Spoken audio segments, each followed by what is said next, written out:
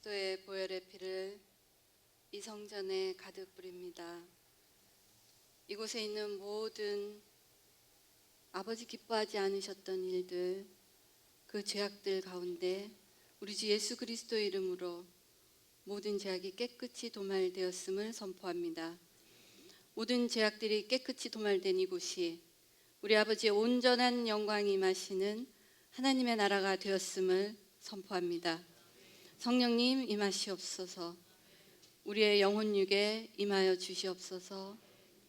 우리의 온전한 주인이 되어 주시옵소서. 우리 주 예수 그리스도 이름으로 감사하며 기도드렸습니다. 아멘. 고등학교 12학년 1학기까지 제가 굉장히 자랑스러운 아들을 가지고 있었어요. 학교에서는 축구 그 벌시티, 그러니까 되게 잘하는 아이들이 모이는 팀이죠. 그 벌시티 축구팀의 이제 멤버였고, 그리고 모든 클래스는 이 아이가 고등학교를 입학하면서 AP가 있는 클래스는 모든 클래스를 다 AP를 들었어요. 그러니까 레귤러 클래스를 하나도 안 들은 거죠. 그런 상태의 이 AP 클래스의 이제 성적이 다 이제 4점 이상, 5.55를 받고 AP 디스팅귀시 그 어워드를 받는 우수한 아이였죠. 그리고 이 SAT의 성적도 이제 학교에서 이제 몇 번째 들어가는 아주 고득점을 받는 축구 선수였어요. 그렇게 되니까 이 아이를 원하는 이제 좋은 학교들이 참 많았죠. 그러니까 편지들이 다 쏟아져 들어왔어요. 근데 12학년 1학기가 조금 지나고 이 땡스기빙이 지나는 그 시절에 저희 아들이 이제 인생을 변화하게 되는, 한마디로 나쁜, 엄마의 눈에는 사단으로 보였던 그런 친구를 만나게 됐어요. 근데 그 친구를 만났을 때 엄마가 알았죠. 나쁜 아이라는 걸. 그래서 말렸습니다. 아주 목숨을 걸고 울면서 말렸죠. 엄마가 할 수 있는 모든 권력을 동원해서, 게다가 이 아이에 대한 이 꿈과 희망이 이제 좀 대단했기 때문에 정말 잘 자라는 아이로, 착한 아이로 자라줬기 때문에 엄마가 그 꿈을 포기하기가 참 힘들었어요. 근데 이 아이가 이제 대학을 들어가고, 그러니까 고등학교를 졸업할 때 아이비 리그에서 오는 모든 그 서류들에 이 아이가 이제 엄마에 대한 반항으로 이제 서류를 하나씩 다 빠뜨리고 이제 그 학교를 가지 못했습니다. 그리고 그나마라도 이제 워낙 성적이 좋았기 때문에 이제 텍사스에 있는 그 중에서도 좋은 학교를 가게 됐는데, 이 엄마의 실망 그리고 아이에 대한 분노, 그거를 용서할 수가 없었죠. 더 용서할 수 없었던 것은, 사실 이 아이가 그때까지는 온 가족이, 그리고 모든 사람들이 이 가정은 하나님을 잘 믿었기 때문에 엄마 아빠가 좋은 환경에, 그리고 아이들이 아주 좋은 상태에서 잘 자라줬다고 칭찬하는, 그러니까 그런 믿음의 가정이었죠. 그러니까 이 아이가 대학을 들어가면서, 이제 고등학교 후부터 대학을 들어가면서 이제 믿음에서 멀어지기 시작을 했어요. 근데 그때 당시에 저의 믿음은, 믿음에서 좀 떨어져도 솔직히 이 아이가 대학에서 생활을 잘한다면 다음에 믿음이 돌아오면 되겠지, 이런 생각을 하고 있었어요. 근데 이 아이가 이제 믿음에서 떨어진 건 좋은데, 그때 당시에 제 믿음이, 문제는 잘 살지를 못하는 거예요. 이 아이비리그고 뭐고 뭐 이런 데 좋은 데를 간 것도 아니고 그냥 텍사스에서 좀 좋다고 하는 지방대를 간 거잖아요. 그런데 이 아이가 거기에서도 잘하지를 못하는 거예요. 그러니까 잘하려고 생각을 안 하는 거예요. 학교를 안 간 것도 좋은데, 그리고 믿음에서 떨어진 것도 좋은데, 이 아들이 열심히 하지 않는 거에 너무나 실망을 하고 마음이 아팠죠. 더 그랬던 것은, 이 아이랑 같이 이제 즐기고 놀았던 그 나쁜 아이는 잘하는데 올해도 받고, 더 나쁜 짓을 하고도 올해도 받고, 인턴십도 하고 이런 걸 하는데, 이 내 아들은 정말 멍청하게도 그걸 못하는 거예요. 믿음에서 떨어진 건 좋은데 공부라도 잘해줘야 되는데 얘가 공부도 안 하는 거예요. 그렇게 우수하게 정말 학교에서 이 탑 몇 퍼센트를 가던 아이가 믿음에서도 떨어지고 공부도 안 하고, 그리고 뭐든지 그 상황에서 잃기도 하고 뺏기기도 하고 하나도 자기 것을 챙기지 못하는 그런 정말 답답한 아들의 모습을 보게 된 거예요. 그때 이 엄마는 아시잖아요. 마음이 얼마나 아팠겠는지. 처음에는 돌아오겠지 이렇게 생각을 하고 마음이 아팠고, 이제 엄청나게 이렇게 마음이 아픈데 언젠가는 돌아오겠지 하면서 이 아이에 대한 분노가 올라왔어요. 아니 얘가 뭐가 부족해서 교회는 안 가도 공부는 좀 하지. 이제 이런 보통의 엄마의 그런 마음이 올라왔죠. 그러니까 남들은 잘하는데 이 미끄러진 아이를 보면서 이제 분노와 애증과 이게 이제 교차되는 그런 감정을 겪은 거예요. 그러니까 그때까지는 예수 잘 믿고 정말 공부도 잘하고 이렇게 복 받은 아이구나. 사실 이 엄마의 얼굴을 세워주는, 그리고 엄마가 어디를 가도 창피하지 않게 만들어주는, 칭찬받는 그런 아이였죠. 그때 당시에 저는 하나님께 이 아들을 위해서 기도하면서, 하나님 정말 똑똑하게 잘 키운 아이잖아요. 정말 하나님의 영광을 위해서 이 아들 정신 차리게 해주세요. 그렇게 기도를 했어요. 하나님께서 원하는 일꾼 되기 위해서 하나님께서 공부도 좀 하게 하시고, 정말 이 아이에게 붙어있는 이 나쁜 친구들 끊어주시고 정말 하나님의 영광 되는 아이가 되게끔 아버지께서 실력도 키우고 능력도 키우는 그런 잘난 아들로 좀 만들어주세요 하고 기도를 했어요. 그런데 이 기도를 하면서 깨달은 게, 아이에 대한 사랑보다 제 자신에 대한 사랑, 이 아이가 잘해줬을 때 느꼈던 그 쾌감, 그리고 이 아이가 잘해줬을 때 느꼈던 이 엄마의 자신감, 이런 거에 상처를 받는, 그리고 그 상처받음에 분노하는 제 모습을 보게 된 거예요. 그런데 이런 분노를 가지고 아이에게 어떠한 조언을 해도 이 아이는 엄마에게 돌아오지도 않았고 공부를 하지도 않았고 믿음으로 돌아오지도 않았어요. 그러니까 점점 이 아이는 상처를 받아가는데, 저는 점점 더 강력하게 하나님께, 하나님 성령의 불을 내려서 이 아들 정신 바짝 차리게 해주세요. 이 아이가 지금 이 인생의 가장 중요한 때, 인생의 출발선 상에서 이게 뭐 하는 짓이에요, 아버지. 이 아들 정말 고쳐주세요. 제가 그렇게 기도를 했죠. 그런데 이 아들이 엄마의 온갖 권력을 동원하고 무릎 꿇고 빌고 때려주기도 하고 돈도 안 주고 쫓아내기도 하고 온갖 방법을 동원해도 이 아들이 달라지지 않았어요. 첫째는 엄마 말을 안 들었어요. 이 엄마 말을 안 듣는 아들은 제가 상상할 수가 없는 상황이었어요. 12학년 때까지 엄마에게 말대꾸도 안 한 너무나 착한 아이들이었거든요. 근데 이게 졸지에 이렇게 변하게 된 이 아들을 감당이 안 되는 거예요. 근데 하나님께서는 그게 저에게 주신 은혜라는 걸 아주 나중에 알게 됐어요. 아들이 고쳐지지는 않았지만 그 뼈아픈 과정을 통해서 하나님께서는 저를 바꾸셨어요. 아들은 바뀌지 않았어요. 저를 바꾸셨어요. 그런데 이 자식의 고통을 바라보면서 이 아이가 안 하고 싶어서 안 한 것도 있었겠지만 또 할 수 없어서 못한 것도 있었을 거예요.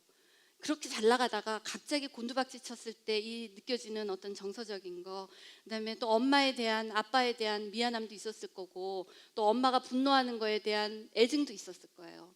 그런데 이 아들이 달라지지 않았는데, 이 아들을 바라보면서 도대체 저 아들이 왜 그럴까 이제 마음이 아프기 시작을 했어요. 더 마음이 아팠던 건 이 아들이 나쁜 아이와 어울리면서 이제 제가 불안해지기 시작한 거예요. 혹시라도 잘못된 깽단이 우리 아들을 해치면 어떡할까? 실질적으로 깽단에 있거나 이런 아이는 아니었는데 알고 있는 그 아이가 너무나 좀 질이 나쁜 아이였어요. 그러니까 하지 마라 그러는데도 안 할 수가 없게 자꾸 이렇게 엮여갔는데, 이제 이 엄마 입장에서는 혹시라도 그러면 어떡하지? 그러니까 이 아이에 대한 안전에 대한 이제 불안이 시작된 거예요. 근데 실질적으로 아들은 안전과 관계되는 뭐 그런 일을 안 한 것 같은데, 이제 제 마음 안에 사단이 줬던 이 불안, 근심, 걱정, 원망, 이게 이제 가득 들어찬 거예요. 하나님의 말씀이 들어갈 수가 없을 만큼. 이 아들의 고통을 지켜보면서 저는 저의 고통을 지켜보는 하나님 아버지의 마음을 느끼게 됐어요. 그때. 그리고 더 나아가서 우리의 고통을 보고 계시는 그 하나님 아버지의 마음이 이제 느껴지기 시작한 거예요. 그러면서 이 아들의 끝없는 추락, 아픔, 그리고 또 하나님께서 기적과 같이 회복시켜 주시는 그 회복과 그 치유를 통해서 정말 하나님께서 우리에게 원하시는 그 중보자의 마음이 어떤 것이고, 정말 우리의 자녀를 위해서 기도하는 이 부모님들의 중보가 어떤 것인지 그때 하나님께서 알게 하셨어요. 오늘의 이 집회는 제가 부모는 중보자라는 제목으로 이제 말씀을 전할까 합니다. 첫째는 우리 인생의 모든 라인은 우리가 인생을 쭉 살아가잖아요. 우리가 살아가는 라인의 어떤 한 지점에서 우리 아이들이 태어나고, 이 아이는 우리와 또 같은 선상에서 또 다른 인생길을 살아가잖아요. 이 우리가 만난 이 인생길, 아이와 그러니까 자녀와 우리가 만난 이 인생길이 하나님 안에서 과연 어떤 의미가 있는지, 하나님 안에서의 의미와 목적을 찾는, 그러니까 우리의 사명을 찾아내는 방법으로 한번 알아보고요. 두 번째는 우리의 아이들이 이런 사명을 받았다 치더라도 앞으로 살아가야 할 세상은 마지막 때라고 하잖아요.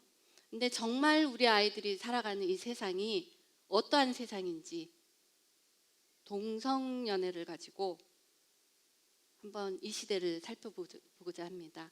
과연 이 시대의 동성연애가 왜 마지막 때라고 하는 그 표정이 되는지 이제 동성연애를 가지고 살펴보고, 세 번째는 우리 아이들이 마지막 시대를 살아가고 있는데 이 아이들이 이 마지막이라고 하는 이 시대에서 제대로 살아가게 하기 위해서 부모인 우리가 먼저 무엇이 준비되어야 하는지 그 관점에서 이제 차근차근 살펴보도록 하겠습니다. 저기 화면에 나와 있죠. 먼저 고린도전서 말씀으로 시작하겠습니다. 이제 다 같이 한번 읽어보시죠. 시작. 너희는 너희가 하나님의 성전인 것과 하나님의 성령이 너희 안에 계시는 것을 알지 못하느냐. 하나님의 성령, 하나님의 성전.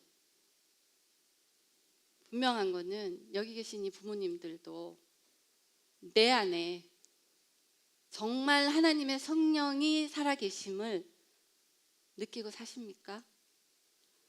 정말 내 안에서 성령이 인도하시는 그 성령의 인도하심을 따라가는 삶을 살고 계십니까?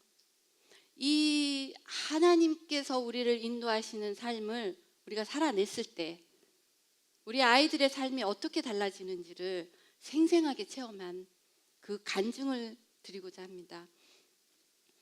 하나님께서는 우리의 삶 가운데 직접 간섭하시고 우리의 삶에 직접 말씀을 하시는데, 정말 우리가 그 인도하시는 그 성령님의 인도하심을 받아가느냐가 우리 삶의 목표가 돼야 되는데, 하나님께서 분명히 말씀하셨잖아. 하나님의 영의 인도함을 받는 자만이 하나님의 아들이라 일컬음을 받는다고 분명히 말씀하셨잖아요. 세상을 창조하실 때 하나님이 영과 혼과 육을 창조하셨을 때 하나님의 생명을 불어넣어 주셨고, 우리가 범죄했을 때 하나님의 영이 떠나고 우리는 사단의 자식이 됐었잖아요.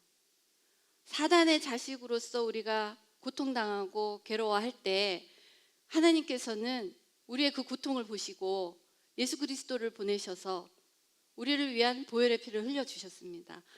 우리가 그 예수 그리스도의 보혈의 그 흘리신 피, 밑으로 들어갔을 때, 보혈의 피가 우리를 싸고 있을 때 하나님께서는 우리의 어떤 것도 보시지 않고 예수 그리스도의 보혈의 피로 말미암아 우리를 죄 없다, 의롭다 하여 주셨어요. 우리가 의로워졌을 때 우리 안에 있던 이 사단은 하나님 안에서의 권세를 잃었기 때문에 우리에게서 떠나가고, 하나님의 영이신 성령이 우리에게 다시 들어온 이 사건, 이것이 하나님께서 우리에게 주셨던 놀라운 선물이고 새로운 선물이고 우리의 새로운 생명의 탄생이잖아요. 과연 우리가 우리 이 안에 하나님의 성령이 정말로 우리 안에 있음을 체험하고 사는 그 삶을 살고 있느냐, 그게 문제라는 거예요. 옛것은 지나가고 보라 새것이 되었도다.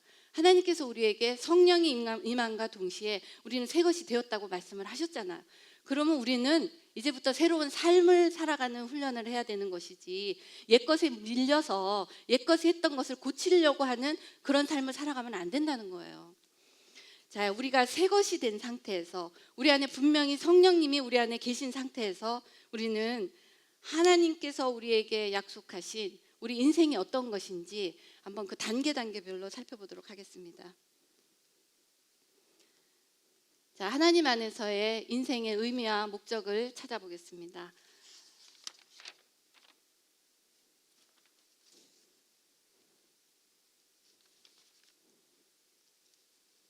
자녀가 태어나기 전에 우리 부모는 먼저 출생을 했죠.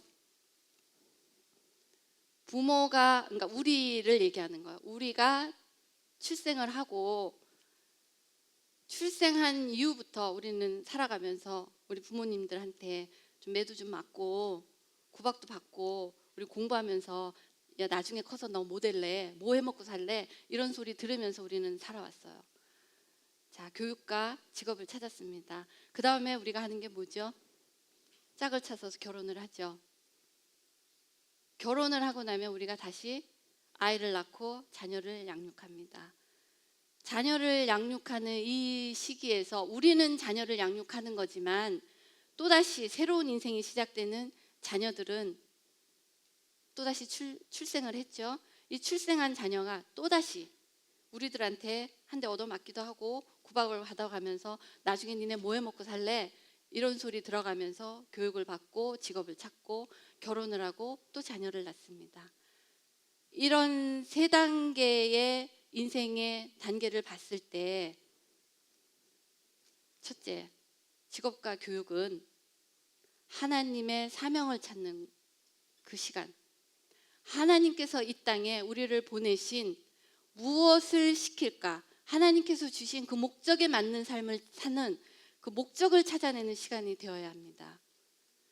그 다음 결혼은 하나님께서 허락하신 짝, 그 짝을 찾아서 자녀를 교육하는 것은 믿음의 안에서 믿음의 교육이 먼저 이루어지고, 이 믿음이 자녀들에게 내려가는 그 믿음의 교육이 이루어지는 그 가정을 원하신 거죠. 우리는 믿음의 과정에서 자녀 교육을 하는데 또 자녀 입장에서는 또다시 똑같은 사명을 찾고 짝을 찾고 믿음의 교육을 하는, 내려가는, 계속 반복되는 제너레이션의 이어짐을 반복하게 되겠죠. 이랬을 때 이 시기가 우리 부모와 자녀가 같이 살아가는 가장 중요한 동시대가 되는 것이죠. 이 동시대를 살아가는 이 부모와 자식 간에 정말 하나님 안에서 잘 교육된 크리스찬 가정이라면, 첫째는 이 시기에 정말 확실한 믿음의 전승이 이루어져야 되는 시기라고 생각을 합니다. 감히 말할 수 있는 것은 강한 영성은 탁월한 지성을 가지고 옵니다. 두 번째는 이 시기에 나는 누구인가? 과연 나는 하나님의 형상인가? 하나님의 성전의 모습인가? 아이들의 정체성을 회복하는 그 시기가 되어야 된다고 생각합니다. 세 번째는 이 시기에 우리 부모들이 살면서 쭉 살아오는 세월 동안에 성공과 실패가 있을 거잖아요. 그 성공과 실패를 우리 자녀들에게 알려주고 자녀들이 당하지 않아도 될 것들, 당연히 해야 될 것들을 가리키는 실패와 성공을 전수해주는 그 시간이 되어야 되겠죠. 네 번째는 이 시기에 우리가 정말 영적으로 눈이 뜨여 있다면 아이들을 향해서 몰아쳐오는 사단의 영적인 어택을 알아보고 방지하고 물리쳐주는 어머니 아버님들의 영적인 방어막이 형성돼야 되는 시기라고 생각을 합니다. 이 네 가지가 이루어졌을 때 이 시기 안에 있는 우리 자녀들에게 우리는 강력한 중보자의 위치에 설 수가 있습니다. 그런데 문제는 이 시기에 여기에 있는 이 자녀들이 우리를 중보자로, 좋은 자로, 상담자로 인정해 주냐 말이에요. 여기에 계신 부모님들, 자녀를 키우면서 내 자녀가 나를 조언자로, 상담자로, 중보자로 인정해 주신 분 몇 분 계시나요? 우리의 삶은 자녀들에게 인정받지 못하는 그런 삶을 살아왔어요. 부모님들이 아무리 장로고 권사고 무슨 사장이고 부사장이고 무엇이든 간에 자식들이 바라보는 그 부모님들이 신뢰받지 못하는 이유, 우리가 중보자가 되지 못했던 이유 분명히 있었어요. 제가 저희 아이들을 데리고 신앙생활도 하고 또 저는 또 직업의 특성상 제 스스로 생각하고 명명해왔던 제 직업이, 그러니까 저희의 어떤 사명이, 제가 직장 생활을 쭉 하면서 나는 직장의 선교사다. 내가 가는 곳마다 말로 하나님을 믿어가 아니라 내가 하는 행동과 내가 하는 말과 내가 이루어낸 어떤 업적들로 하나님의 뜻을 나타내는 자로 나는 살아야 되겠다. 그렇게 서원을 하고 직장 생활을 시작을 했었어요. 아무리 엄마가 바깥에서 직장 생활을 성공을 한다고 해도 자녀들이 바라보는 삶은 그거와 상관이 없는 거더라고요. 바깥에서 어떠한 기적을 이루고 바깥에서 어떠한 큰 성과를 거둬도 아이들이 보는 건 전혀 그거와 상관이 없었어요. 부모인 제가 아이한테 신뢰를 받지 못했던 이유, 가장 냉철하게 아이의 핀포인트에 찔려서 엄마라는 이름의, 그러니까 수치스러운 그런 얘기를 받았던 이유가 신앙과 삶이 일치하지 않았다는 거예요. 바깥에서는 어떠한 기적적인 사건을 일으켰는지 모르지만 집안에서 실질적으로 아이들과 살아갈 때 신앙과 일치되지 못한 그 모습에 아이는 실망한 거죠. 제가 우리 아들하고 딸한테, 야, 엄마가 회사에서 이런 프로젝트를 성공시켰다. 그런데 아무도 못했던 거야. 하나님께서 주신 지혜로 정말, 야, 영성은 지혜더라 얘기를 하면서 하나님이 이루심을 막 자랑을 했어요. 우리 아들, 딸이 이렇게 쳐다보면서 한 얘기가, 엄마가 아무리 바깥에서 무엇을 해도 집에서 엄마는 그냥 엄마예요. 우리가 보는 엄마의 모습은 엄마인 엄마의 모습을 보는 거지 바깥에서 엄마가 무엇을 한 거는 그건 중요하지가 않아요. 엄마는 그냥 엄마의 모습으로 우리에게 보여주세요. 아이들이 그랬어요. 그리고 또 두 번째, 첫째는 삶이 따라주지 않고 두 번째는 어머니 아버님들의 조언이, 아이들이 우리에게 의논을 해오잖아요. 철저하게 이기적이라는 거, 철저하게 내 자식만 생각한다는 거, 이 철저한 내 자식 사랑이 나는 우리 아이들에게 힘을 주고 용기를 줄 거라는 그 착각에 빠졌던 거예요. 정말 제대로 교육받은 아이들은 부모님들의 그 이기적인 조언에 감명을 받지 않더라고요. 오히려 엄마 아빠의 조언이 한 영혼을 사랑하고 그 어떤 영혼에 대한 공의가 살아났을 때 오히려 자녀들은 그런 부모를 원하지. 너가 잘했어. 그리고 너와 관계된 모든 아이들은, 너를 괴롭힌 아이들은 나쁜 아이라고 내 아이만 감싸는 그런 부모를 원하는 게 아니더라고요. 정말 성령님의 인도하심으로 내 아이를 괴롭혔던 그 원수 같은 아이를 사랑할 수 있는 아버지의 그 조명하심이 비춰지고 나서 정말 그 원수를 사랑하는 그 마음이 느껴지고, 정말 이 아이와 내 아이에 대한 그 공의가 생겨났을 때 엄마에게 이렇게 반발했던 아이들이 엄마를 중보자로 인정해주는 그 사건이 일어나기 시작했어요. 이제 우리가 이렇게 중보자로 서야 되는데, 우리 아이들이 어떠한 시대를 살아가야 되는지 이제 그 시대를 좀 알아야 되겠죠. 그 시대를 알기 전에 먼저 그림을 하나 보시죠. 이게 왜 안 나오나요? 저 잘 보이시죠? 하나는 정상인의 뇌고요. 다른 하나는 살인자의 뇌예요. 뇌를 찍은 거예요. 두 번째는 잘 보세요. 화살표 보이시죠? 빨간 화살표. 저거는 정신분열증을 앓고 있는 사람의 뇌예요.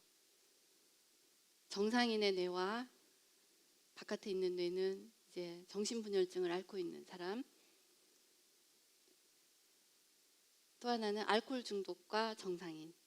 중간에 틀린 거 보이시죠? 여기에서 제가 무엇을 말씀드리려고 하냐면, 분명히 틀린 거 보이시죠? 이 틀림은, 사단은 하나님처럼 창조할 수 있는 창조의 능력이 없기 때문에 하나님께서 창조하신 하나님의 창조물을 훔치고 변화시키는 거짓의 명수라는 거예요. 성경 전반에 깔려있는 그 사단의 성품을 알고 나서 우리 아이가 어떠한 세상을, 우리 자녀가 어떠한 세상을 살아가야 되는지 이제 그 눈이 뜨여지기를 바랍니다. 자, 이제 창세기 말씀으로 보면서 이 사단이 우리의 자녀들이 살아가야 할 이 세상을 어떻게 훔치고 변화시키는지를 살펴보도록 하겠습니다. 이제 다 같이 창세기 말씀 읽겠습니다. 시작.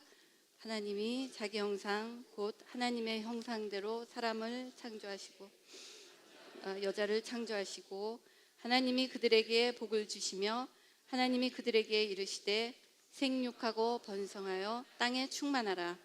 땅을 정복하라.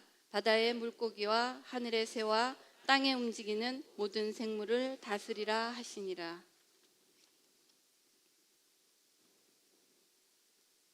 자, 동성 결혼에 나타난 사단의 계략이 무엇인지, 우리 아이들이 살아가야 할 이 세상에 이 동성 결혼의 의미가 무엇인지 차근차근 살펴보도록 하겠습니다. 제가 오늘 이 동성 결혼이 나쁘다 좋다 얘기를 할 필요가 없어요. 동성 결혼에 찬성한다 반대한다 얘기할 가치가 없어요. 그 자체를 두고 얘기를 하는 게 아니에요. 동성 결혼을 하든 말든 이게 아니라, 동성 결혼에 숨겨져 있는 그 사탄의 계략을 정확하게 알고 나면 우리 엄마들이, 아빠들이 어떠한 중보자의 자세에 서야 되는지 정확하게 될 거라는 거, 그걸 말씀드리고 싶습니다. 사람들이 이 동성 결혼이 죄라고 하잖아요. 왜 죄냐? 성경에서 죄라고 하니까. 성경에서 죄라고 한다는 그 이유를 들고 여러 사람들을 설득했지만 그 설득력이 먹히던가요? 동성결혼 합법화 돼버렸잖아요.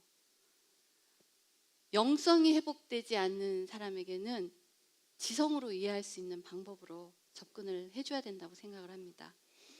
영성이 회복되지 않는 사람에게 지성으로 이 문제를 다루어줘야 된다고 생각합니다. 동성결혼이 왜 죄냐면 성경에서 죄라고 했기 때문에 죄예요. 죄가 맞습니다. 왜 죄냐?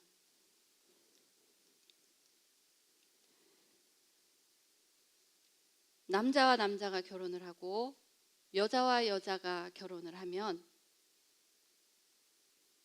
자녀를 못 낳죠. 동성결혼이 왜 죄냐면 하나님께서 우리가 지금 읽었던 그 말씀에서 나온 것처럼 생육하고 번성해야 되는데, 이 동성 결혼은 사단이 하나님의 천지를 창조하신, 하나님께서 인간을 창조하신 그 창조의 법칙에 정면으로 대적하는 거예요. 그거는 동성 결혼이라는 연애가 문제가 아니라 여자와 결혼하고, 여자끼리 결혼하고 남자끼리 결혼을 해서 인간의 씨를 말리겠다고 하는 사단의 전략이에요. 하나님의 형상을 담고 하나님의 성전인 역할을 해야 할 우리의, 하나님의 자녀의 대를 끊겠다는 게 사단의 전략이에요. 이 사단의 전략이, 우리가 이런 얘기를 막 하면 사단이 아니야 아니야, 니네 대 안 끊어도 돼. 남자 하나에 여자 둘이 결혼하고, 여자 둘에 남자 하나가 여자 둘에 남자 하나, 그러니까 일처다부 일부 다처. 벌써 일어나고 있는 일인 거 아시죠? 벌써 캘리포니아에서 두 여자가 한 남자랑 결혼을 해서 애를 낳고, 유타에서는 벌써 이런 일이 일어나고 있어요. 게다가 성소수자라는 이름으로 동성애가 올라오는데, 그때는 짐승과의 관계도 인정하라고 목소리를 높이고 그런 일이 벌써 일어나고 있죠. 우리 레위기를 보면 그때도 수간이 있었어요. 하나님께서 짐승과 교제한 인간도 죽이고 사람도, 그러니까 짐승도 죽이라고 한 명령이 분명히 있거든요. 예전에도 있었고 지금도 일어나는 그런 일이라는 얘기죠. 그리고 또 하나는, 이러한 일을 했을 때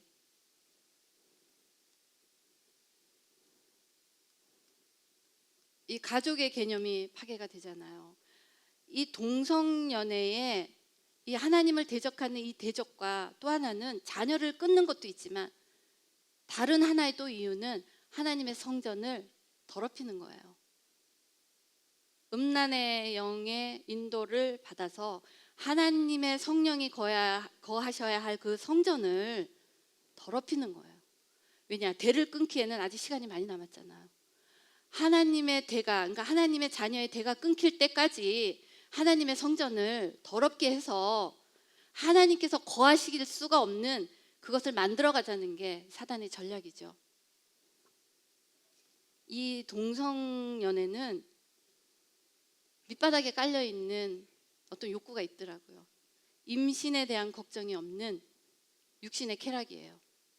여자끼리 남자끼리 임신에 대한 결혼이었기 때문에 얼마든지 육신이 원하는 대로 즐길 수 있다는 그 이점이 있기 때문에 그 사람들이 그렇게 난리를 치는 부분도 있는 거예요. 이런 이상한 가족관계가 됐을 때는 하나님께서 명명하신 가족의 개념이 아니겠죠.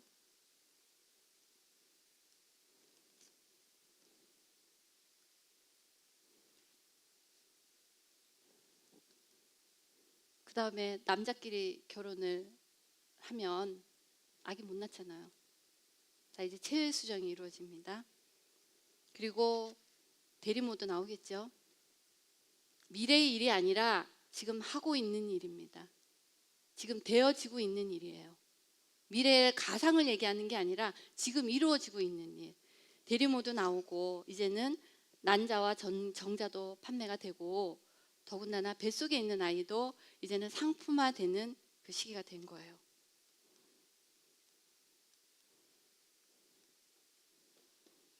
이렇게 될 때 하나님의 형상, 하나님의 성전인 우리 인간은 더 이상 그런 모습이 아닌, 정말 인간의 인권도 말살되고 인간의 존엄성도 파괴된 그 삶을 우리의 아이들은 살아가게 됩니다.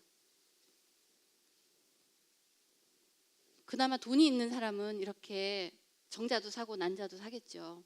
돈이 없는 사람, 아이를 갖고 싶은 사람, 여자든 남자든 그 다음 세대는 어떻게 흘러갈까요? 납치와 강간과 유괴가 일어나겠죠. 지금 캐나다의 오타리오주는 화장실이 여자 남자 이제 구분이 없어져요. 그나마 어린 여자아이들, 연약한 여자들은 남녀가 구분된 화장실을 사용함으로 인해서 보호를 받아왔던 부분이 분명히 있어요. 근데 이제 캐나다에서 일어나는 이 일은 어떠한 누구도, 그전까지는 레즈비언이나 게이가 나 레즈비언이야, 나 게이야 하면서 그 화장실을 드나들었는데, 이제는 우리가 여자 화장실 드나들고 남자가 남자 화장실 드나드는 것처럼 어느 누구도 내가 어떠한 화장실을 쓰던 간에 어떠한 얘기를 할 필요 없는, 누구나 드나들 수 있는 그런 화장실이 되어버렸어요.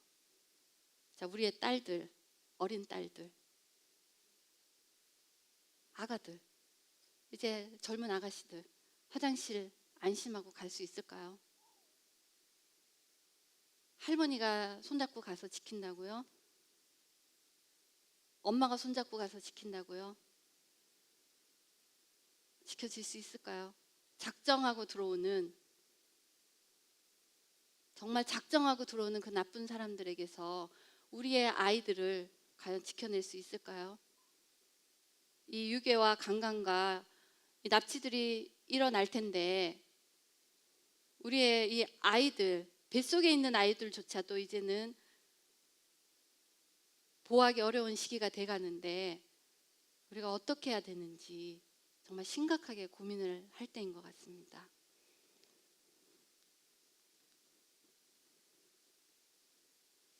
하이브리드 인간이라고 들어보셨나요?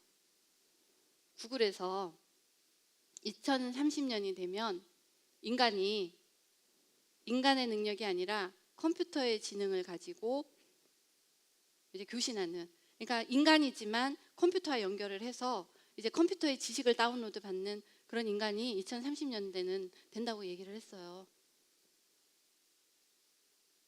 이 컴퓨터로 이제 지능을 받고 있는 그 사람과, 만들어진 그 사람과 우리 아이들은 경쟁을 하면서 살아야 돼요. 우리 아이들은 열심히 단어를 외우고 영어를 외우고 이래야 되는데, 이 컴퓨터로 타닥되는 사람은 컴퓨터에서 바로바로 그냥 통역이 되고 번역이 되는 그 시대를, 모든 정보가 다운로드 되는 시대를 우리 아이들은 살아가야 되는 거예요. 지금 일어나고 있는 일입니다. 근거 없는 얘기를 하는 게 아니에요. 그 다음에 강력한 군인 생산은 무엇을 얘기하냐면, 현재 미국에 있는 군인들을 상대로 이제 연구가 벌써 이루어진 건데, 그 스파이더, 거미 있죠? 거미의 거미줄과 우리 인간의 피부를 합성을 한 거예요. 합성을 했더니 총탄도 뚫고 들어갈 수 없는 강력한 인조 피부가 됐어요. 벌써 이루어진 일입니다. 이러한 일들이 일어날 때 인공지능과 인간과 짐승이 합쳐지는 이제 그 시대를 우리 아이들은 살아가겠죠. 이런 일들이 일어났을 때 돈이 많이 들잖아요. 그리고 납치와 강간이 막 일어났을 때 이제 사회에서 어떤 일이 일어나는가? 잠깐만. 납치 강간 하지 마. 납치 강간 안 하고도 방법이 있어. 자, 우리 애를 만들자. 자궁외 임신이 일어나는 거예요. 자궁외 임신은 지금은 너무나 인간을 도와주는, 정말 임신을 하지 못하는 안타까운 우리 부모님들을 돕기 위해서 잘 개발된, 인간의 웰빙을 위해서 개발된 거잖아요. 사단은 그거를 사단의 방법으로 또 이용한다는 거죠. 자궁의 임신이 이루어지고 밑에 있는 인공자궁, 저거는 벌써 영국에서 2014년에 이루어졌어요. 그리고 밑에 있는 유전자 조작은 2015년에 중국에서 성공을 했습니다. 2015년에 중국에서 성공한 프로젝트는 부모가 3명이에요. 3명한테서 좋은 진을 받아서 아이를 만들었는데 성공을 했어요. Everything is ready. 모든 것이 순서대로 가고 있는 거예요. 우리가 인정을 하든 인정을 하지 않든 세상은 지금 흘러가고 있어요. 동성애라는 것으로 문을 열어줬는데 이 동성애의 흐름은 지금 하나님이 창조한 거 필요 없이 내가 사람을 만들 수 있어로 가는 거예요. 지금 인공자궁이 되고 유전자 조작이 되고 모든 것이 레디가 되면 이제 우리가 SF 영화에서 봤던 것처럼 사람을 만들어낼 수가 있게 됐어요. 가장 좋은 것으로 뭐든지 원하는 대로 맞춤형 인간이 이제 되기 시작하는데, 이 맞춤형 인간은 엄마가 원하는 대로, 아빠가 되는 사람이 원하는 대로 다 쭉쭉 빵빵, 스마트, 뷰티풀, 원하는 대로 다 만들어줄 수가 있는 거예요. 이 만들어진 유전자에 약물도 넣고 주사도 주고 영양제도 주고 얼마든지 만들어낼 수 있는 거예요. 우리의 아이들은 자연스럽게 태어나서 약점도 있고 힘들잖아요. 그런데 만들어진 아이는 그렇게 된다는 얘기예요. 이렇게 봤을 때 이 동성결혼의 결과가 뭐냐? 하나님께서 창조하신 하나님의 형상과 하나님의 성전으로서의 그 인간을 사단이 훔치고 변형시키고 파괴해서 인간이 인간을 생산하겠다는 거예요. 인간이 인간을 생산하겠다는 거. 하나님의 창조 필요 없어. 나의 지식으로 인간 창조할 수 있어. 인간을 창조하겠다는 거예요. 사단이. 이렇게 생산된 인간이 인간일까요? 이렇게 만들어진 인간이 인간의 모양을 다 하고 있고 더 예쁘고 뭐든지 다 뛰어난데 과연 하나님 보시기에 이게 인간일까요? 하나님의 형상을 담고 있고 하나님의 성전으로서의 역할을 하는 인간일까요? 하나님께서는 이 땅을 바라보실 때 노아의 때, 소돔과 고모라의 때와 틀리지 않다는 거예요. 그러면 우리의 자녀들이 이 시기를 살아야 되는데, 동성결혼이 합법화되면서 벌어질 이러한 시대를 살아가야 되는데, 이러한 시대를 살아가야 할 우리 아이들이 어떻게 해야지 그 창조되어졌다고 하는, 만들어졌다고 하는 그런 인간들을 이기고 갈 수 있냐 말이에요. 제가 굉장히 어려운 삶을 살면서 인생길을 올라왔거든요. 정말 거의 부모에게 이제 버려진 이제 홈리스의 삶에서부터 시작을 해서 하나하나 이렇게 올라오면서 이제 마지막에는 이제 얼마 전에 제가 사직을 하고 돌아갔지만 뉴욕의 CEO를 경험하기까지 직선적인, 그러니까 사회적인 신분 상승을 이룬 거죠. 여기에서 제가 배운 것 중에 하나가 뭐냐면, 신분의 상승이 중요한 게 아니라 올라가면 올라갈수록 이 끝에는 뭐가 있냐면요, 사단과 성령 둘밖에 없어요. 하나님의 능력으로 이 일을 하느냐, 사단의 능력으로 이 일을 하느냐, 그 둘밖에 없어요. 그 안에 아무것도 없어요. 단지 우리가 밑에서부터 소시민적으로 이렇게 살아갈 때는 눈에 안 보였던 거예요. 왜냐하면 그렇게까지 치열한 싸움을 안 하니까. 올라가면 올라갈수록 그 상황을 잡기 위한 영적인 전쟁이 엄청나거든요. 그런데 우리 아이들이 살아가는 이 세상은 이제 소시민적이고 이런 게 아니라 하나님의 형상을 그러니까 훔쳐서 만들어낸 이 사단이라는 형태가 나온 이것이 아예 공공연하게 세상을 돌아다니는 세상이 될 거예요. 이때 이 지능을, 사단에서부터 받는 지능을 갖고 있는 이 아이를, 우리의 아이들이 경쟁에서 이겨낼 수 있는 유일한 방법은 성령의 능력을 힘있는 방법밖에 없어요. 아멘. 하나님의 능력이 임하고 내게 말씀하시는 성령님의 음성을 직접 듣고 하나님께서 가라시는 곳으로 가는 그 발걸음에는 하나님의 영의 인도하심과 성령의 능력이 임하는 것을 우리의 삶 가운데, 우리 아이들의 삶 가운데 체험하고 훈련시켜야 하는 게 지금의 삶이라는 거죠. 아멘. 다시 말씀드리지만 강한 영성은 탁월한 지성을 가지고 옵니다. 영성이 뛰어난 아이는 지성은 따라오는 거예요. 일부러 지성을 가리키려고 영성을 줄일 필요가 없어요. 여기에 계신 분들 중에는 아니겠지만 혹여라도 애가 공부한다고 바쁘니까 교회는 좀 이따 오고 얘 넌 공부해라, 엄마가 가서 기도해 줄게, 이런 분 안 계시겠죠? 말도 안 되는 얘기예요. 말도 안 되는 얘기예요.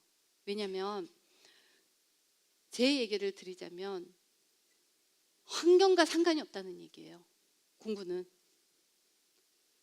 well educated 했다는 거 좋은 일이죠. 그런데 공부는 하나님께서 하라고 하는 자가 하는 거더라고요. 그리고 또 하나는 내가 아무리 좋은 환경에서 공부를 시켜봤자 하나님께서 그 공부를 사용하지 않으신다는 거예요. 하나님께 부름받은 자는, 하나님께 사명을 받은 자는 하나님께서 허락하신 그 사명 안에 있을 때 하나님께 쓰임을 받는 것이지, 내가 아무리 하버드를 나오고 아무리 어디를 나와도 하나님께서는 상관이 없다는 얘기예요. 우리의 자녀들은 하나님의 음성을 듣는 아이로, 하나님의 음성을 들었을 때 하나님께서 주시는 지혜와 명철을 따라가는 아이로 우리 부모가 훈련을 시켜야 된다는 얘기예요. 이 시기에. 자, 이렇게 되면 과연 우리가 이 아이들을 어떻게 준비시켜야 되는지, 그리고 이 아이들을, 이 자녀들을 어떻게 살아내게 만들어야 되는지 우리 하나님의 능력을 가지고 한번 살펴보도록 하겠습니다. 사도행전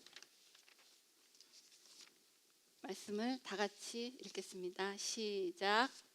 같이 불의 혀처럼 갈라지는 것들이 그들에게 보여 각 사람 위에 하나씩 임하여 있더니 그들이 다 성령의 충만함을 받고 성령이 말하게 하심을 따라 다른 언어들로 말하기를 시작하니라. 아멘.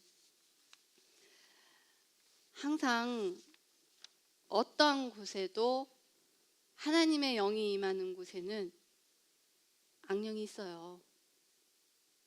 하나님의 영광이 임하는 곳에는 사단이 있어요. 자, 사단이 임했다는 건, 사단이 이렇게 발악을 하면서 마지막 때를 향해 가고 있다는 건, 하나님도, 이 세상을 컨트롤하고 계신 우리 하나님도 그걸 보고 계시다는 거잖아요. 그렇죠? 사단이 일어나서 우리의 자녀들을 괴롭히고 섞이고, 이제 피가 섞이겠죠. 이런 일이 일어나고 우리를 또 괴롭힐 때 이 하늘아버지는, 우리 아버지가 그걸 보고 계시겠냐는 거예요. 더군다나 우리가 잘 살면 좋은데 이제 이것들이 일어나면서 우리의 삶이 핍박을 받고 우리의 삶이 괴로워지고 할 때 이 아버지가 이 땅을 바라보셨을 때 가만 두겠냐는 거예요. 우리가 지금 그 시대를 살아가고 있다는 거, 우리의 아이들이 그 시대를 살아가야 한다는 거. 우리는 조금 더 살다가 이제 하나님께 가면 되지만 남아있는 아이들은 이 시대를 살아가야 된다는 거. 이때 살아낼 수 있는 유일한 방법은 하나님의 권능, 하나님의 능력, 이것밖에 없는데, 하나님의 능력과 권능을 받을 수 있는 하나님께서 우리에게 주신 능력이 있잖아요. 기도. 아멘. 이제 정신 차리고 우리가 삶으로 정말 하나님의 성령이 내 안에 임하셔서, 엄마 아빠 안에 임하셔서, 이 엄마 아빠가 아이들 보는 데서 성령의 임하심을 따라가면서 기적도 체험하고 능력도 체험하고 하나님께서 이 삶을 인도하심을 체험하는 그 모습을 아이들에게 직접 보여주면서 우리가 이제 그 삶을 살아가야 된다는 거예요. 아멘. 하나님께서 우리에게 기도를 허락하셨는데 그 중에서도 엄청난 영적인 능력이 있는 방언기도 하나님께서 허락하셨어요. 방언의 능력을 무시하시면 안 되죠. 방언은 하늘 문을 열 수 있는 능력의 기도인 것을 우리의 삶 가운데 체험을 하셔야 돼요. 창세기 11장에 바벨탑 사건이 나오잖아요. 이 바벨탑 사건을 통해서 하나님께서는 인간과의 어떤 교제를 언어를 흩으시면서, 언어를 완전히 흩으시면서 인간과의 교제를 끊으신 거예요. 이 인간과의 교제가 끊어지면서 하나님은 우리와의 이 교통을 더 원하셨지만 우리가 하나님과 말할 수 있는 이 방법이 없었잖아요. 근데 마가의 다락방 사건을 통해서 성령이 강력하게 임하실 때 하나님께서 주셨던 그 방언, 이 방언은요 그냥 방언이 아니라 하나님께서 하나님의 자녀들을 향한 언어의 통일이에요. 한 언어로 하나님께 드려지는 이 언어의 통일. 우리가 아버지께 방언으로 기도를 드렸을 때 아버지는 아버지와 우리가 교통하는 그 언어로 우리의 기도를 들으신다는 얘기죠. 지금까지 방언 기도 하셨을 거예요. 영의 기도를 하셨겠죠. 그런데 정말 갈급한 방언 기도를 하다 보니까 내 의지로 하나님 제가 이걸 원합니다. 이거를 하여 주시옵소서 했던 그 방언 기도의 그 단계를 넘어서 하나님께서 원하시는 하나님의 마음을 넣어주는 그 기도가 있더라는 거예요. 우리 모두가 그 기도의 단계까지 가기 전에는 아무리 우리가 방언을 기도해도 내 육신의 방언이 된다면 하나님과는 아무 상관이 없는 거예요. 자, 우리 부모님들 제가 대표적으로 그랬죠. 우리 아들 정말 좋은 학교 보내서 하나님의 영광받는 아이로 키워주시옵소서 그렇게 기도했죠. 그러면서 기도 응답이 막 들어가는 거예요. 내가 하나님 이 아이들 이번에 SAT 보는데 얼마? 몇 점수? AP 보는데 얼마? 하나님 막 기도했어요. 응답 퍽퍽퍽 왔어요. 할렐루야 했어요. 그런데 제가 정말 깨달았던 것은 하나님께서 이 아이의 대학의 출발점에서 그걸 막으신 거예요. 은혜였어요. 엄마의 바벨탑이 거기까지만 쌓이게끔 하나님께서 막아주신 은혜였어요. 만약에 그때 하나님께서 이 아들을 사용하셔서 엄마를 다루시지 않으셨다면 중보자로서의 엄마는 태어나지도 않았을 거고, 문제는 내 아이가, 내 딸이 하나님께 쓰임받을 수 있는 이 아이로 키워낼 수가 없었을 거예요.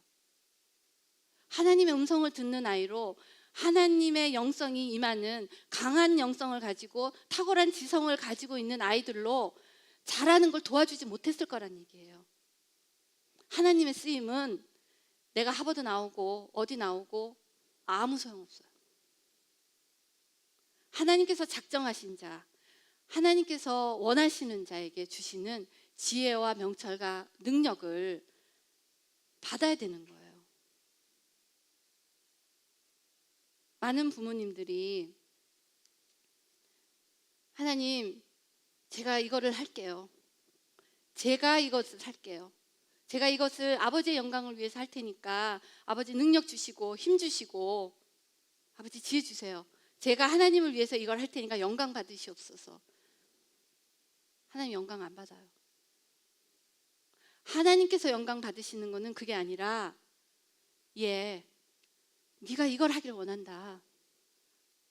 이거를 하길 원하는데 네가 이것을 해줄래? 할 때 하나님 제가 이것을 하길 원합니다. 아버지께서 원하시는 걸 하길 원하는데 아버지 제가 지혜도 부족하고 능력도 부족하고 아버지 제가 가진 게 아무것도 없어요. 어떻게 하면 좋을까요? 할 때 부어지는 은혜가 하나님께서 부어주시는 은혜인 겁니다. 우리의 부모님들은 우리 아이들에게 그것을 가르쳐야 되는 거예요. 하버드 갔다고 자랑하고 어디 갔다고 자랑하는 게 아니라 정말 이 아이가 하나님께 쓰임받을 수 있는 사명을 감당하는 아이로 자랄 수 있냐가 하나님께서 보시는 그 기본이라는 얘기죠. 하나님께서 주시는 이 방언의 능력, 내가 기도했더니 나의 기도가 응답됐다가 아니라 이제 기도는 하나님 제가 이걸 원하니까 이거 응답해 주시옵소서가 되는 것이 아니고 어떤 사물을 바라봤을 때 하나님 제가 이것을 해결해 주길 원하시는데 아버지 어떠한 의미가 있나요? 물어봤을 때 나의 뜻과는 상관없이 하나님께서 원하시는 아버지의 마음으로 나의 마음을 바꾸는 게 기도의 능력인 거예요. 내가 이것을 원하지만 기도는 이것을 원해서 기도를 했지만 기도 중에 하나님께서 주시는 감동이 그게 아니고 네가 이거를 하기 원한다. 내가 아무리 이것을 하고 싶어도 아버지의 감동에 순종해서 그것을 받아들이는 게 기도의 능력인 것이에요. 이랬을 때 하나님께서 우리에게 지혜도 주시고 명철도 주시고 능력을 주시는 거지. 아버지 내가 이거 할 테니까 나 이거 좀 도와주세요. 제가 예전에 우리 아들 SAT 막 점수 나오고 AP 점수 나올 때 하나님 응답하셨군요 할렐루야 했어요. 그거 아니라는 거예요. 우리의 마음 가운데 하나님께서 보시는 하나님의 시야가 느껴지기 시작할 때 하나님께서 우리를 통해서 중보자의 위치에 자녀들을 위한 그 중보자의 위치에 두신다는 거죠. 이 방언기도의 능력이 얼마나 강력한 것인지 사람마다 나타나는 그게 조금씩 틀리지만 저에게 주신 아주 특별한 은혜들을 좀 나눠볼까 합니다.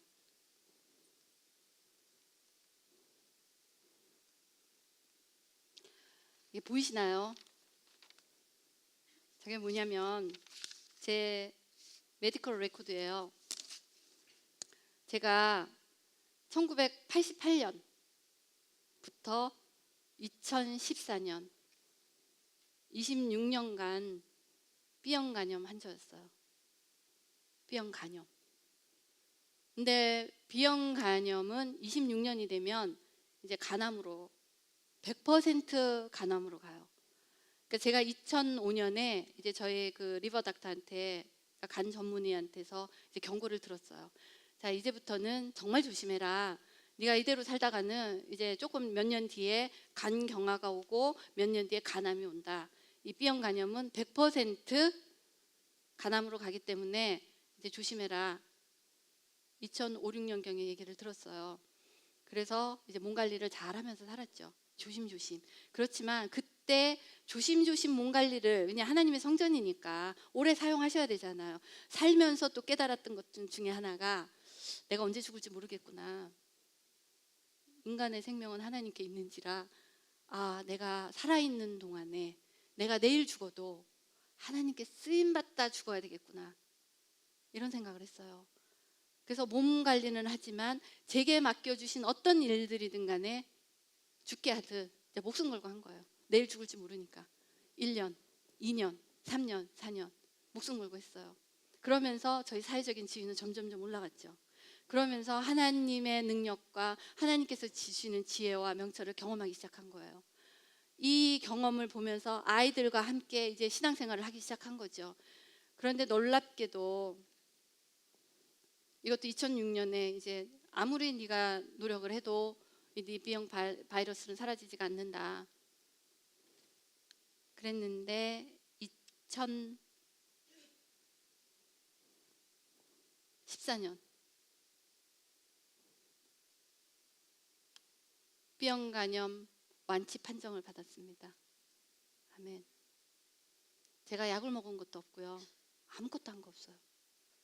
근데 더 문제는 B형 간염 이 완치 판정을 받을 때 이제 친한 우리 친구 그러니까 닥터이신 친구가 있는데 그분이 이제 제피 검사를 한 거예요. 그래서 다 나았다고 우리 조 집사 다 나았다. 근데 저를 보더니 이제 나았다고 B형 간염이 없는데 하고 주신 거예요. 그래서 내가 그럴 리가 없는데 그랬더니 진짜 B형 간염 바이러스가 하나도 없는 거예요. 그래서 이상하다 그랬더니 그분의 얘기가 옛날에 검사한 게 틀렸던 거야. B형 간염은 낫는 게 아니라니까 그렇게 얘기를 하신 거예요. 근데 이분만 그런 게 아니라 내가 B형 간염 나았다고 이제 제 또 프라이머리 닥터를 만나러 갔죠. 나 B형 간염 그게 없다 그러니까 그 친구도 이제 중국 닥터셨는데 그분도 간염은 낫는 게 아니야. 네가 지금 컨디션이 좋으니까 이 바이러스가 좀 줄어든 거지. 1년 동안 믿지를 않은 거예요. 리버 닥터까지도. 그래서 이제 인슈런스가 만기되는 2015년에 제가 다시 피 검사를 또 했어요. 그때는 이제 덤으로 A형 간염, B형 간염이 다 치유가 됐어요. 근데 우리 딸이 이제 지금 의사 공부를 하고 있는데 이 딸이 오더니 하는 얘기가 엄마 내가 이번에 간염은 100% 간암이라고 하는 시험을 봤어. 엄마 혹시 약 드셨어요? 아니. 엄마 이거는 It's a miracle. 이거는 의학적으로는 설명이 안 되는. 근데 2015년에 우리 리버 닥터가 저 레코드를 주면서 이게 이제 전화가 왔죠 저한테. 이 사람은 베트남 닥터신데 이분이 전화를 저한테 해서 하는 얘기가 It's a miracle 막 떠는 거예요. It's wonderful 막 떠는 거야. 이건 It's awesome.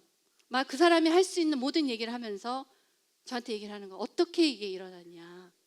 도대체 이거는 자기가 의사 생활을 하면서 이건 일어날 수 없는 기적인데 이게 어떻게 일어났냐. 제가 뭐라 그랬겠어요. 주 예수를 믿어라. 그럼 네가 네 집이 구원을 받는다. 그 한마디로 의사 세 명이 이제 놀란 거예요. 하나님의 기적이 직접 일어난 걸 보여주게 된 거죠. 그다음에 또 제가 종합병원이었던 것 같아요. 언제 있었든지는 모르겠어요. 워낙 제가 환경이 열악한 환경에서 어렸을 때부터 살아서 좀 아픈 데가 좀 많았어요. 근데 2008년에 저것도 발견을 했어요. 그 전에 있었는지 없었는지 모르겠어요. 2008년에 췌장에 이제 폴립이 2개나 있고, 그다음에 이 신장에도 이게 석회화가 된 게 덩어리가 있다고 2008년에 저걸 받았어요. 그리고 저게 2010년의 레코드고 2008년, 2010년, 그다음에 2012년에도 다 아직도 폴립이 남아 있었어요. 근데 2014년에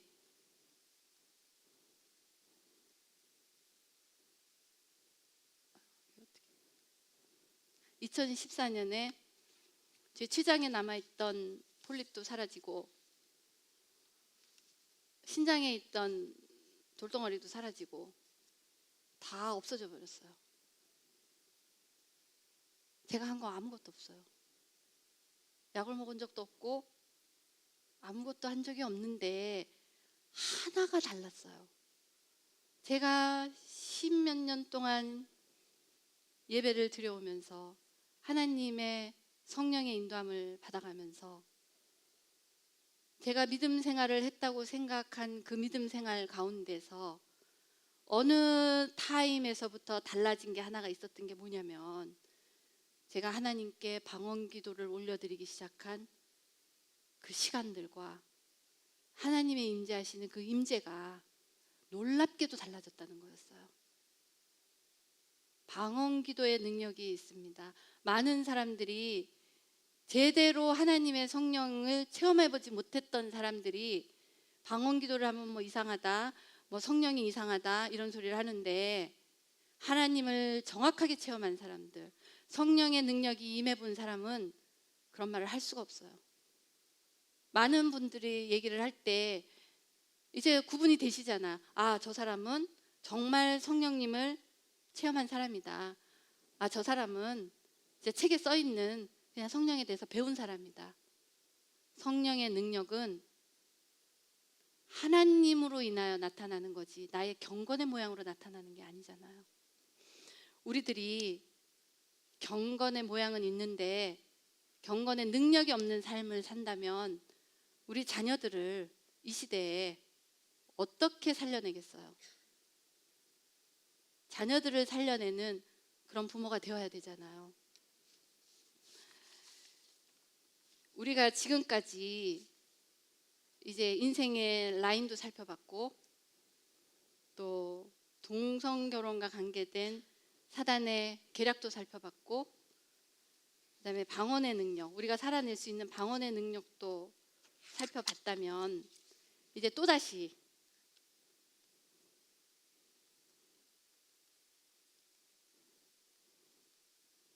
하나님 안에서의 인생의 의미와 목적을 다시 한번 바라보는 시간을 갖기를 원합니다. 자, 우리가 다시 태어났어요. 자, 우리 다시 공부하고 직장 찾고 결혼하고 아이를 낳았습니다. 우리 아이들 태어났어요. 지금 우리 공부시키고 있죠? 이제 결혼도 시켜야 되고 또 손주가 나면 손주도 좀 봐줘야 되고 우리의 인생길이 이렇게 흘러가겠죠? 이때 우리가 사명을 찾았고 이게 왜 이렇게 됐죠?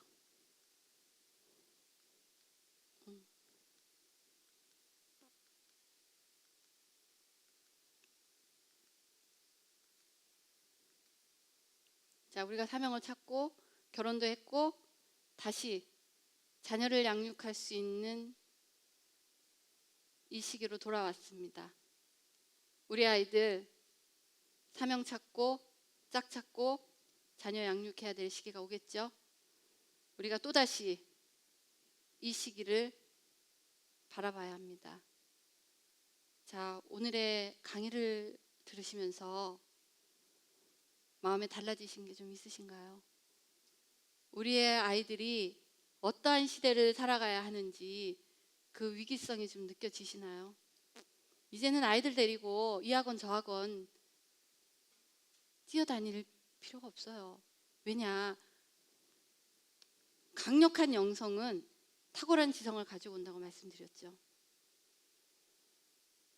영성이 충분한 아이는 하나님께서 해결할 수 있는 지성도 같이 주셔요. 지성을 악착같이 쫓아다니려고 영성을 포기하지 말라는 얘기예요. 공부를 시키겠다고 예배를 빠지지 말라는 얘기예요. 저희 딸이 지금 의대 공부를 하고 있는데 이 딸이 의대 공부를 하면서 엄마에게 했던 얘기가 있어요. 엄마가 얘기하셨던 올라가면 올라갈수록 사단과 성령밖에 없다고 하셨는데 엄마 의대가 그래요. 그래서 왜? 엄마 아이들이 너무 힘드니까 하루에 2시간 뭐 2시간밖에 못 자니까 이제 이 정신을 들여야 되잖아. 깨야 되잖아. 그러니까 이제 약을 먹는 거예요. 모든 아이들이 다 먹는 건 아니겠지만 이제 많은 아이들이 이제 정신 바짝 들게 하는 약도 먹고 기억력도 높이는 약을 먹는데 이제 우리 딸은 이제 맨몸으로 버티니까 맨날 이렇게 좋을 거 아니에요. 2시간 뭐 3시간 자고 체력이 안 되잖아. 그러니까 너무 불쌍했는지 거기에 있는 친구가 얘 너도 하나 먹어라. 이제 약을 준 거예요. 그러면서 저는 전화를 한 거. 엄마 나도 약 받았다. 그래서 그래? 그래서 그랬더니 근데 엄마 이거 하루에 3번 먹어야 된대. 그래서 그래? 근데 아이들은 3번 먹는데요. 그래서 그 약이 어떤 건데? 그랬더니 처방전이 있어야지만이 먹을 수 있는 약. 누군가가 처방을 해주는 거예요. 그 약을 먹게. 근데 그 처방을 해주는 분이 누구냐면 엄마 아빠인 거예요. 엄마 아빠가 의사인 거예요. 엄마 아빠가 그렇게 먹고 의사가 된 거예요. 그래서 자식을 또 그렇게 먹이고서 의사를 만드는 거예요. 이런 의사의 세상에서는 인간은 살리겠죠. 육신적으로는. 우리 딸이 물어봤어요. 엄마 어떻게 생각해? 네 생각. 그래서 엄마 나도 약을 3번 먹기로 했어요. 그래서 그래? 무슨 약? 엄마 저도 아침 점심 저녁 3번씩 구약과 신약을 먹기로 했어요. 아멘? 예. 구약과 신약을 먹기로 했어요. 하루는 제가 딸 집에 갔는데 이 딸이 이제 제가 딸 집에 가면 새벽 5시에 이제 일어나서 둘이서 이제 1시간 방언 기도를 하는데 이 딸이 갑자기 담요를 들고 오는 거예요. 그랬더니 바닥에 이렇게 엎드리더라고요. 그러니까 어머 얘 앉아서 기도하자. 왜 그래? 엄마 내가 다니엘서를 봤는데 우리 다니엘은 엎드려서 기도를 하더라고. 엎드려 기도를 하는 거예요. 근데 그 아이를 향하신 하나님의 마음이 어떻겠어요? 그렇게 약을 먹었던 아이들도 그 어려운 의대 공부에서 낙오가 되더라고요. 안 나타나는 아이들이 있는 거예요.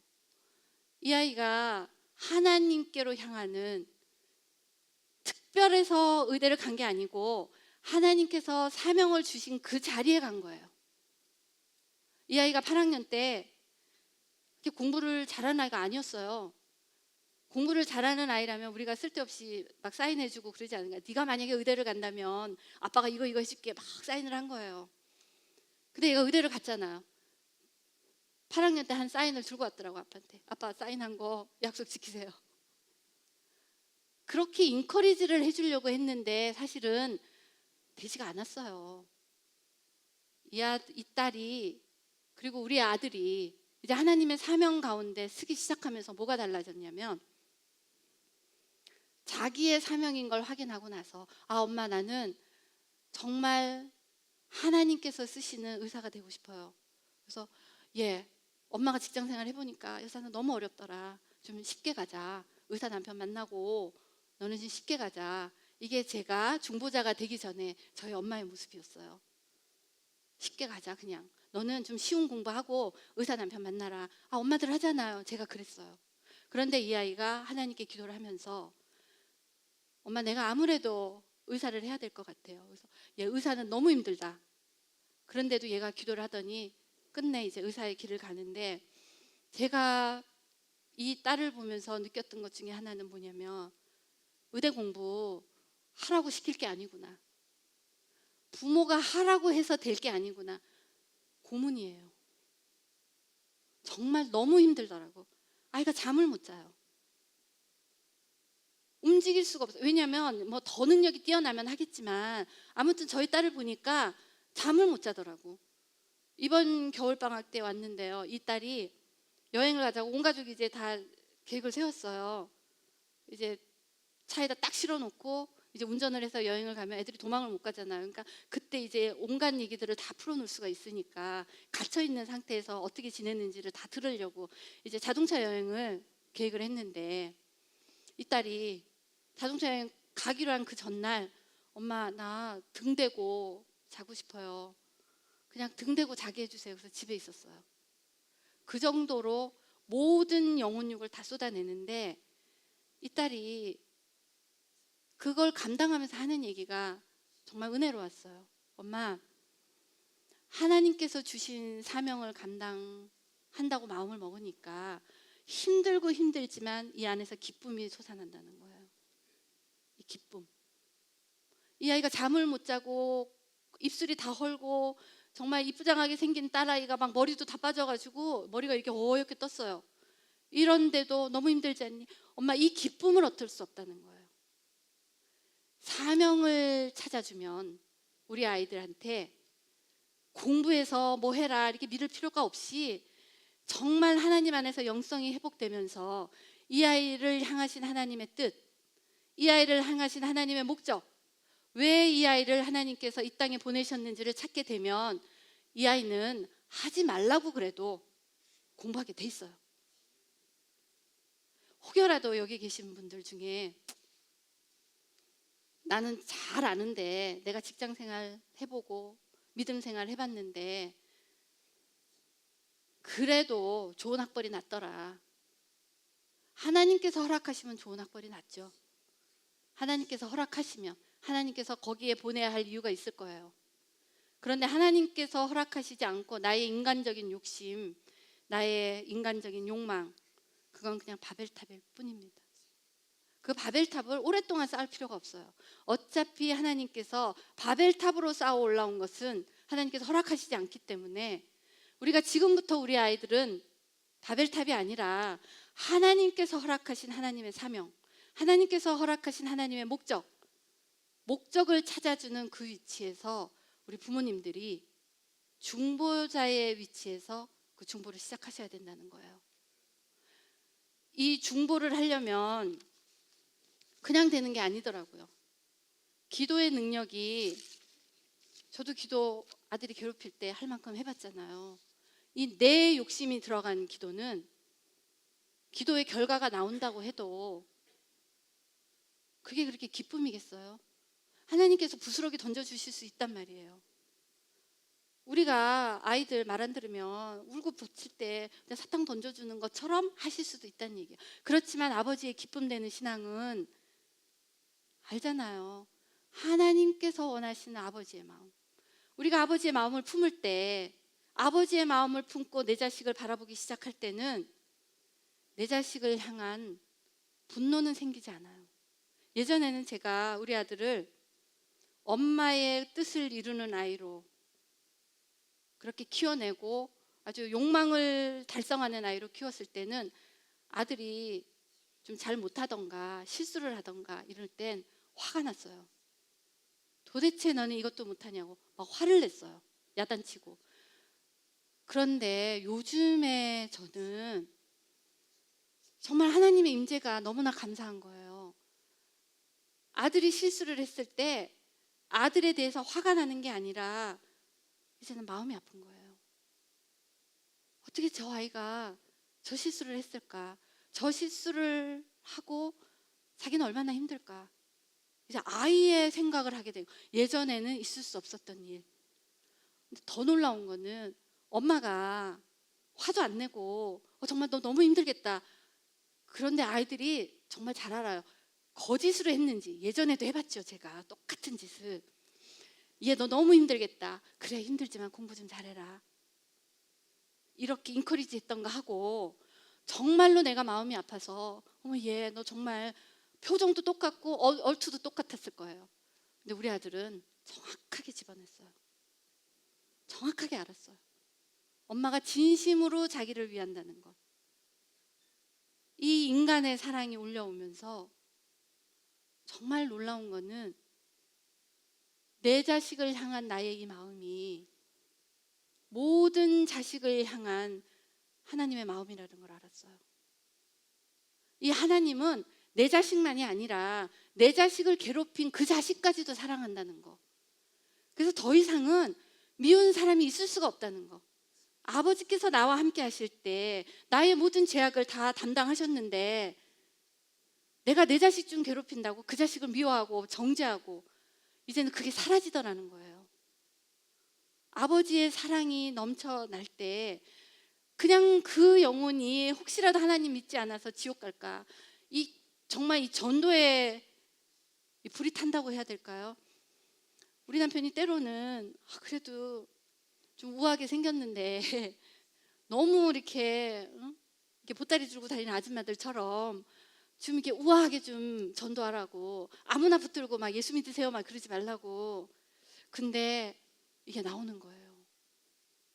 정말 예수를 믿는지, 예수를 정말 믿어도 이분이 정말 성령님의 인도함을 받아서 성령의 음성을 듣는 사람으로 사는지, 하나님이 주신 방언의 능력을 체험한 건지 너무나 궁금한 거예요.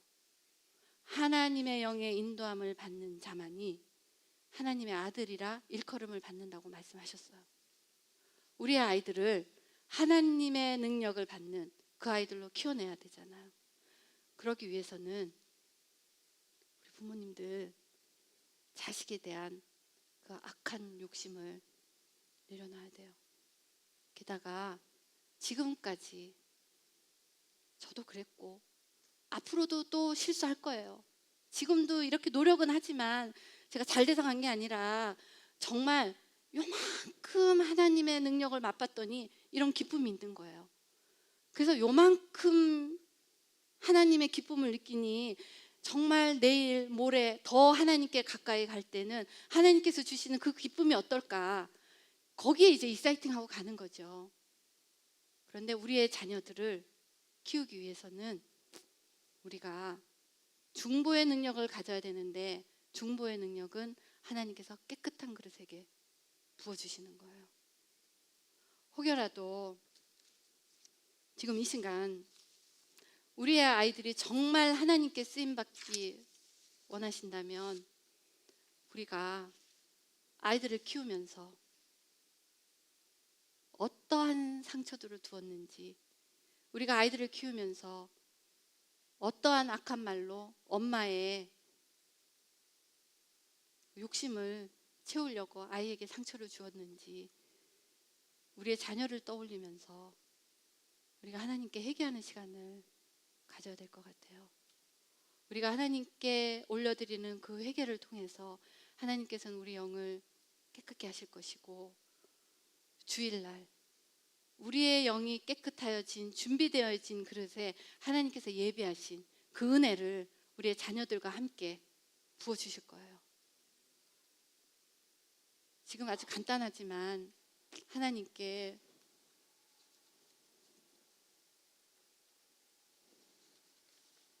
우리의 자녀들을 올려드리는 중보자로서의 사명을 감당할 수 있는 우리를 만들어 주시옵소서.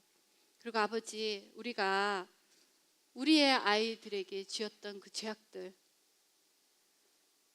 잘 키우려고 했는데, 정말 잘 키우자고 했는데 그게 아버지의 뜻이 아니라 나의 욕심만을 내세웠던 그 시간이 되었다면, 우리가 아버지께 우리의 자녀의 이름을 부르며 이 아이에게 잘못했던 것들을 하나님께 올려드리기를 원합니다. 하나님은 우리 각자의 자녀들을 우리의 것이 아니라 아버지 것이라고 하셨습니다. 우리 아이들이 하나님께 진정으로 쓰임받는 아버지의 군사들로 자라게 하기 위해서 우리가 아버지께 올려드리는 이 기도가 하나님께 그대로 상달되길 원합니다.